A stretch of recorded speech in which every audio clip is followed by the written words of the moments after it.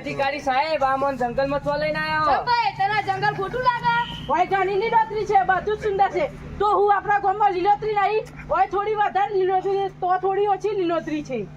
અમારી જગ્યાની માટી અને તમારી જગ્યાની માટીમાં ઘણો તફાવત છે. તે કેવી રીતે? બાપા ભાઈ મારો ચિપ્સ ખાઈ ગયો. ના બાપા મેં તો દૂધ ખાધું તું. ભાઈ ખાધું. અલે ઈરાલાલી યાર તમને આ બધા છોકરા લઈ આવવાની ના નહીં પાડી યાર તોય લઈને આવજો. કૈરાકુર બંધ કરાવ કે યાર ઓન આ નથી ને લડશો નહીં કે ઓફિસર સાહેબ મને એમ કહો કે અમારી લીલોતરી અને ઓયની લીલોતરીમાં શું તફાવત છે? તમે તેમાં રાસાયણિક ખાતર નાખીને જમીનને બગાડી છે. તમે જમીનની નીચે ઝેર નાખ્યું છે અને હવે તમે તે ઝેર ખાઓ છો. આપણે બહારથી ચમકતા હોવા છતાં અંદરથી તો પોકર જ છીએ. આ રીતે પ્લાસ્ટિક નોખો પણ જંગલની હરિયાળી રાગ પતી જ જાય ને.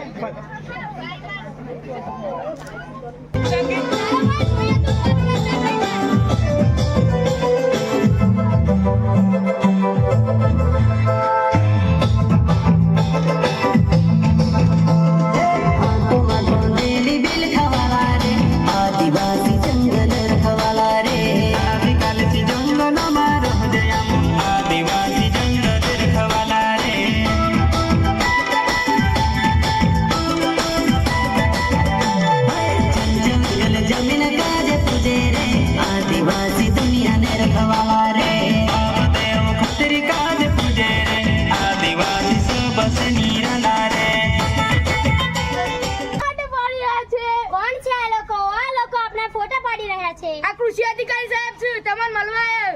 તમે લોકો આ બધું કરશો, તમે તો જતા રહો. અમારી ધરતી માટે શ્વાસ લેવો પણ મુશ્કેલ થઈ જશે. અરે તમે હોય તમારું બધું નોખો, તમારો કચરો નોખો, તમારું ખાધેલું પીધેલું નોખો તો તમારી ધરતીમાં બગડી નહીં જતો. જે વધારે ને એને અમે માટીમાં નાખી દઈએ છીએ. આવી અને તે ફરીથી ઓર્ગેનિક ખાતર બની જાય છે. આવી રીતે અમે સદીઓથી ગુજરાત સાથે ચાલતા આવી રહ્યા છીએ. અને અમે નહીં ચાહતું બહારથી આવીને મારી ધરતીને ખરાબ કરે.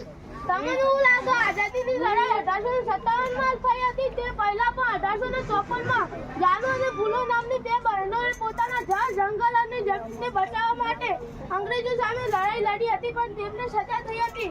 આજે તમે અમારી ધરતીને પ્રદૂષિત કરી છે, તમને પણ સજા થશે. આજે સરપંચને બોલાવો. બાકી છે કે ધરતીકંપ આવે છે.